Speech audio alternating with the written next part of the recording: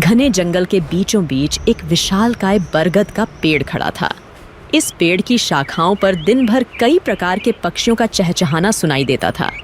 जंगल के तमाम पक्षी इस बरगद पर विश्राम करने आते थे और कुछ ने तो इसे अपना स्थायी निवास बना लिया था। बरगद की छांव में रहते हुए वे अपार सुख का अनुभव करते थे। जब हम किसी जगह या व्यक्ति के साथ लंबे समय तक रहते हैं तो हमें उनसे लगाव हो जाता है। यही हाल इन पक्षियों का था जिन्हें बरगद से गहरा प्रेम हो गया था। एक दिन जंगल में भयंकर सूखा पड़ गया। कई वर्षों से बारिश नहीं हुई थी और पेड़ पौधे सूखने लगे। बरगद भी पानी के अभाव में सूखने लगा और पक्षियों ने धीरे धीरे उसे छोड़ना शुरू कर दिया। अंततः जब बरगद पूरी तरह सूख गया और उसकी शाखाएं टूटकर गिरने लगीं, तो वहां रहने वाले सभी पक्षी दूसरे स्थानों पर चले गए।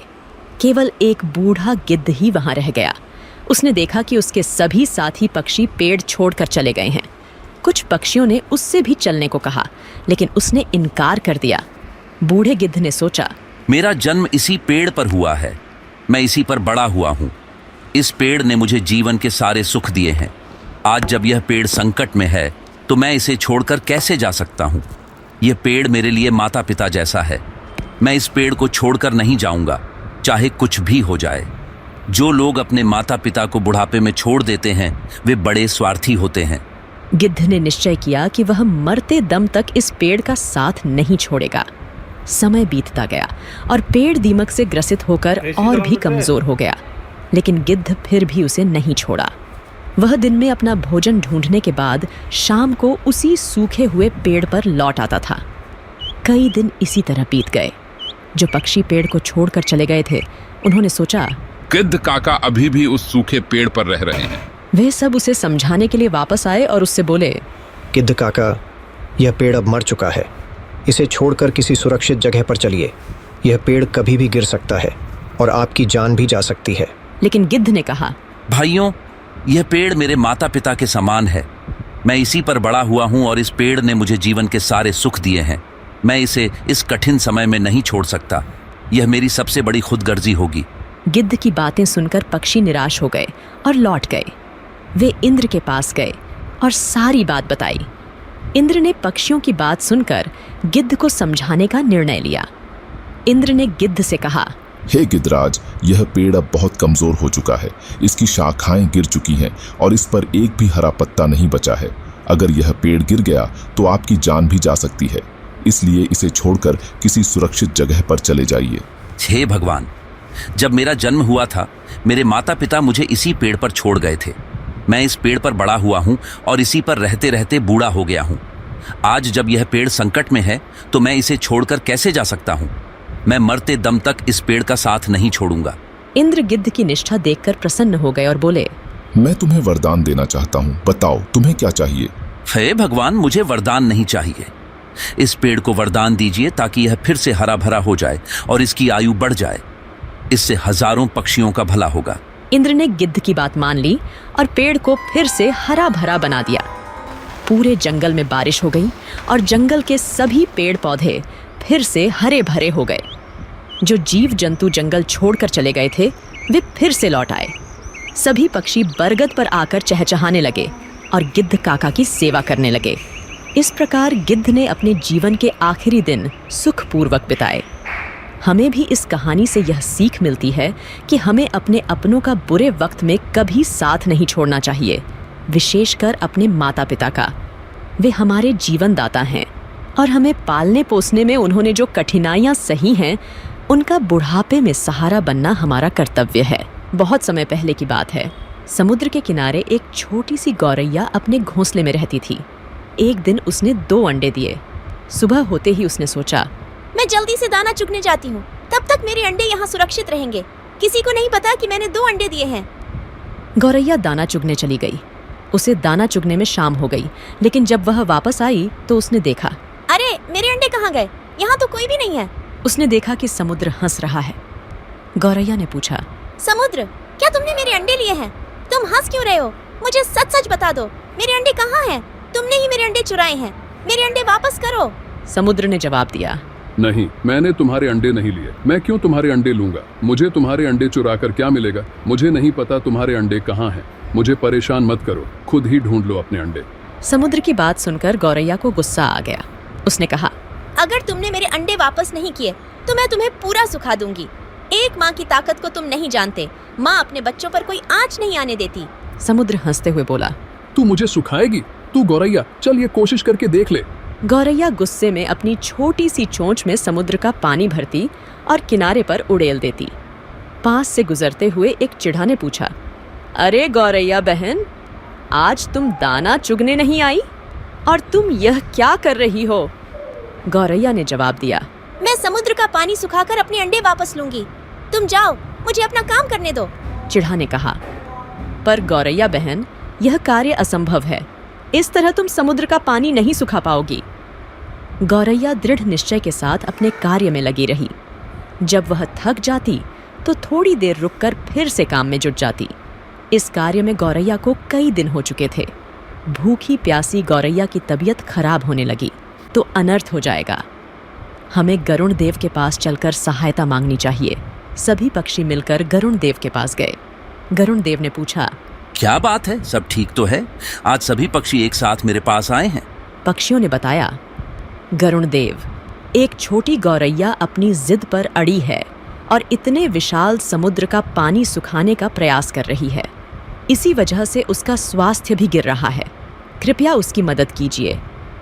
गरुण देव समुद्र तट पर गौरैया के पास गए और बोले, गौरैया, मेरी चोंच थोड़ी बड़ी है। क्या इस कार्य में मैं तुम्हारी कुछ सहायता करूं? नहीं गरुण देव, आप मेरी वजह से परेशान मत होइए। ये मेरी लड़ाई है, मैं इसे खुद लड़ूंगी। मुझे कोई मदद नहीं चाहिए। गरुण देव ने सोचा, बच्चों की वजह से यह चिड़िया किसी की नहीं सुनेगी। इसके लिए अंडों को ढूंढने से ज्यादा महत्वपूर्ण कोई कार्य नहीं है। मुझे भगवान श्री हरि के पास जाना होगा और उनसे विनती करनी होगी। गरुण देव भगवान विष्णु के पास गए और प्रार्थना की, हे नारायण, आपकी जय हो। कृपया हमारी सहायता कीजिए। एक नन्ही गौरैया समुद्र का पानी सुखाने की ठान बैठी है, जो कि संभव नहीं है। उसका स्वास्थ्य भी गिर रहा है। पक्षीराज गरुण, मैं इस गौरैया के दृढ़ निश्चय से बहुत प्रसन्न हूँ। हे समुद्र देव, आप पीछे हट जाइए और गौरैया को उसके अंडे लेने दीजिए। आज एक माँ अपने बच्चों की रक्षा के लिए कोई भी जोखिम उठाने के लिए तैयार है, इसलिए मैं गौरैया के साथ हूँ। आपको पीछे हटना होगा और गौरैया के अंडे उसे लौटाने होंगे। समुद्र ने भगवान विष्णु की आज्ञा मानी और पीछे हट गया। गौरैया ने खुशी खुशी अपने अंडे निकाल लिए। समुद्र ने कहा, गौरैया, मुझे माफ कर दो, आज तुम्हारा विश्वास जीत गया। गौरैया ने गर्व से कहा, मैंने कर दिखाया, मेरे अंडे मुझे वापस मिल गए। नारद, तुम तो हमेशा भ्रमण करते रहते हो। कोई ऐसी घटना बताओ जिससे तुम चौंक गए हो। प्रभु, मैं अभी अभी जंगल से आ रहा हूँ। वहां मैंने एक अद्भुत घटना देखी। एक गाय दलदल में फंसी हुई थी और उसे बचाने वाला कोई नहीं था। तभी वहां से एक चोर गुजरा। उसने गाय को फंसा हुआ देखा लेकिन रुका नहीं। उल्टे उसने गाय पर पैर रखकर दलदल पार किया और आगे बढ़ गया। कुछ दूर जाकर उसे एक सोने का सिक्का मिल गया। भगवान विष्णु मुस्कुराते हुए पूछे, फिर क्या हुआ नारद? थोड़ी देर बाद वहां से एक वृद्ध साधु भी गुजरा। उसने गाय को बचाने की पूरी कोशिश की। पूरे शरीर का जोर लगाने के बाद उसने गाय को बचा लिया, लेकिन जैसे ही वो आगे बढ़ा, एक गड्ढे में गिर गया और उसे चोट लग गई। प्रभु, यह किस प्रकार का न्याय है? नारद, जो हुआ वह सही हुआ।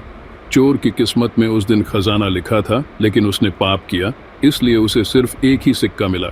वहीं साधु के भाग्य में उस दिन मृत्यु लिखी थी, परंतु उसने गाय को बचाकर अपने पुण्य बढ़ा लिए और उसकी मृत्यु एक छोटी सी चोट में बदल गई। इंसान के कर्म ही उसका भाग्य तय करते हैं। अब नारद मुनि को सारा माजरा समझ आ गया था। प्रभु, अब मुझे समझ में आया। हमें हमेशा अपने जीवन में अच्छे कर्म करते रहना चाहिए। उसका फल हमें किसी न किसी रूप में अवश्य मिलता है। बिल्कुल नारद, यही जीवन का सच्चा मार्ग है। प्राचीन समय में राजा जनक की पुत्री सीता से जुड़ी अनेक कथाएं प्रसिद्ध हैं। एक ऐसी ही कथा है जिसमें एक तोते ने माता सीता को श्री राम से वियोग का श्राप दिया, जिसके कारण गर्भावस्था के दौरान माता सीता को श्री राम से दूर रहना पड़ा। एक दिन की बात है जब छोटी सीता अपनी सहेलियों के साथ बगीचे में खेल रही थीं। बगीचे के एक पेड़ पर तोते का एक जोड़ा बैठा था और वे आपस में बातें कर रहे थे। इस युग में राम नामक एक प्रतापी राजा होंगे और उनकी अद्वितीय पत्नी सीता होंगी। श्री राम सभी राजाओं को अपने अधीन कर लेंगे और देवी सीता के साथ 11,000 वर्षों तक राज करेंगे। धन्य है श्री राम और धन्य है सीता।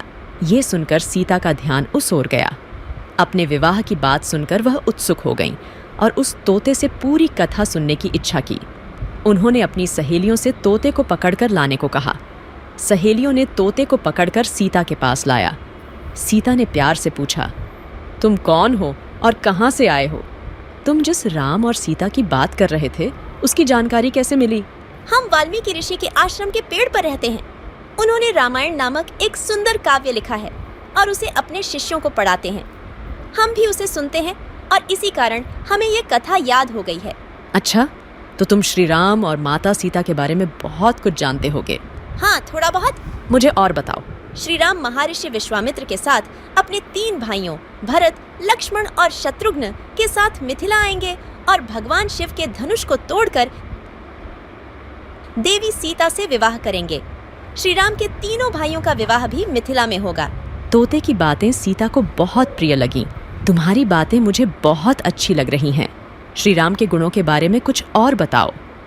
सीता की उत्सुकता देखकर मादा तोता समझ गई कि यह जनक नंदिनी सीता ही हैं।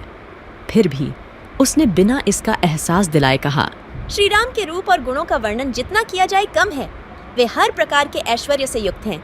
जनक नंदिनी सीता धन्य है जो श्री राम के साथ हजारों वर्षों तक रहेंगी। परंतु तुम कौन हो जो यह सब सुन रही हो? जिसे तुम जनक नंदिनी सीता कहती हो वह मैं ही हूँ। श्री राम ने मेरे मन को मोह लिया है। जब वे मिथिला आकर मुझसे विवाह करेंगे तभी मैं तुम्हें छोड़ूंगी। तुम मेरे महल में सुखपूर्वक जीवन बिताओ। हम वन में रहने वाले पक्षी हैं और स्वच्छंद विचरण पसंद करते हैं। महल में हमें सुख नहीं मिलेगा। मैं गर्भवती हूँ और अपने बच्चे को जन्म देने के बाद वापस आ जाऊंगी। पेड़ पर बैठे उसके पति तोते ने भी सीता से विनती की, हे जनक नंदिनी, उसे छोड़ दो। वह गर्भवती है और महल में नहीं रह सकती। दोनों तोते सीता से उन्हें छोड़ने की मिन्नतें करते रहे, परंतु सीता अपनी जिद पर अड़ी रहीं। तोते की पत्नी का वियोग असहनीय हो रहा था और वह क्रोधित हो गई। उसने श्राप देते हुए कहा, गर्भावस्था में मुझे तुम अपने पति से अलग कर रही हो, इसलिए मैं तुम्हें श्राप देती हूँ कि गर्भावस्था में तुम्हें भी अपने पति से अलग होना पड़ेगा। इतना कहकर मादा तोता राम राम कहकर मर गई। थोड़ी देर बाद नर तोता भी पत्नी के वियोग में मर गया। कहा जाता है कि यही तोता अगले जन्म में धोबी बना और उसके लांछन के कारण ही माता सीता को श्री राम से दूर होना पड़ा था।